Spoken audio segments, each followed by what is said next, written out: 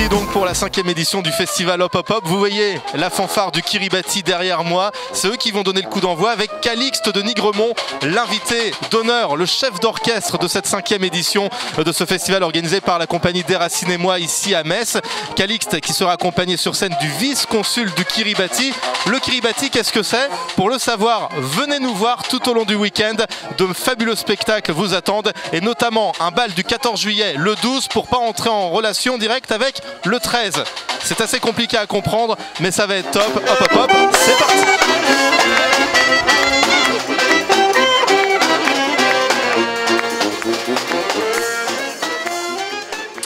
Alors, c'est à la fois un moment historique que nous allons vivre et un moment léger, enfin nous l'espérons. En effet, il y a deux faits historiques qui se télescopent. D'une part, les îles Kiribati, qui se trouvent quelque part dans la Polynésie, au cœur de l'océan Pacifique, qui sont des îles qui sont les premières îles menacées par la montée des eaux, par le réchauffement de la planète donc, et du climat.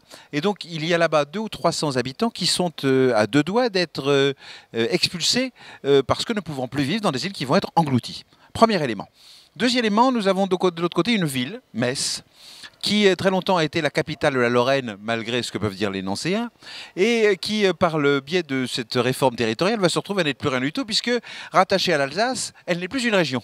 Et donc, pour pouvoir arriver à rester capitale régionale, Metz doit gagner 200 à 300 000 habitants. Voyez où je veux en venir. Si l'on transfère les 200 ou 300 000 habitants des Kiribati, qu'on appelle les Gilbertins, puisque la plus grande île des îles Kiribati s'appelle l'île Gilbert, eh bien si l'on transfère les 200 ou 300 Gilbertins à Metz, Metz redevient cette métropole internationale et capitale régionale qu'elle n'aurait jamais dû cesser d'être. Sur Internet, on peut adopter un Gilbertin, on peut faire une espèce de promesse sur l'honneur de dire qu'on va accueillir chez soi des Gilbertins. Alors un, deux, une famille, un village de 50, peu importe. Et donc toute une série de thématiques, d'activités thématiques sont autour de ces îles Kiribati et de cette thématique gilbertine. Il y a à la fois le grand bal du Kiribati, il y a la tombola qui permet de gagner des places de spectacle et donc de se rendre de par ce fait dans les grandes salles de la région tout en soutenant la cause gilbertine. Ce sont des gens extrêmement bien élevés. Vous imaginez, il y a de la vainée. Il y a je ne sais pas comment on appelle un vaïnéen, je ne sais pas, enfin un monsieur, vous voyez. Donc autant dire que c'est assez décoratif dans son salon, vous voyez. Et puis ce sont des gens qui sont doués d'une vraie intelligence. Hein.